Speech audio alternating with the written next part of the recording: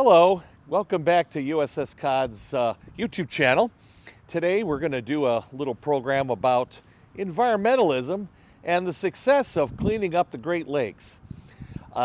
Cod has been on the Great Lakes since 1959. In fact, most of the fleet submarines are located on the Great Lakes of the United States, and that's fresh water. And for a long time, that water wasn't exactly as clean as it should have been, but thanks to modern environmental regulations, we don't dump pollutants and debris and crap into the water. And in my lifetime, I've seen the Lake Erie go from kind of a cesspool to something that is actually very good habitat for all kinds of flora and fauna, including millions, if not billions, of these little creatures we call muffleheads.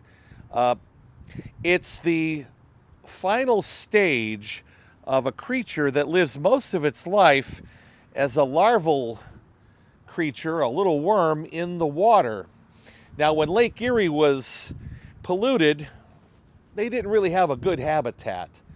But with pure water now, they've become a big population problem here for anybody on the lakefront. If you live a few miles inland, you don't know what these things are. But over the summer, they come out in succeeding waves. In fact, you can see them swarming as Evan moves closer to them. They don't bite. They don't even have a mouth part. They are just out of their larval water aquatic stage, taking flight as something that looks like a big mosquito, basically to reproduce. So they're like college kids. They don't eat, they don't do anything, they just look for members of the opposite sex. They can be a problem when you get an early spring warming trend. You'll see billions of them out. They'll cover buildings, or in this case, USS Cod, or any other lake structure or boat. Then the summer they kind of die away, but now we've had our first hard frost. Now we've got days where it's very cold in the morning and very warm, relatively speaking, in the afternoon.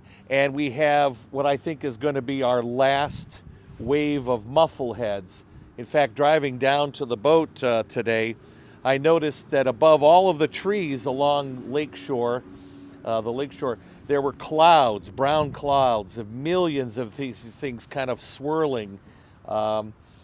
Just basically their last little orgy before they die. And when they die in massive piles.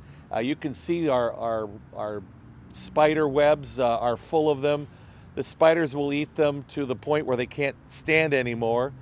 And then they just become like piles of sand.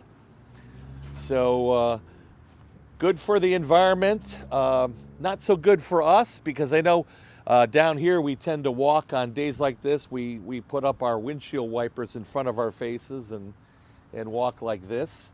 But it's just something that we have become, well, I don't think we ever get used to it, but we have to deal with being here on the lakefront. If we could move cod 4 miles inland or more, wouldn't be a problem. But anyway, just thought I'd share that with you, a little bit of oddball history here on the cod. Thanks for tuning in, and remember to hit the like, subscribe, and notification bell, and we'll be back with more. Thanks.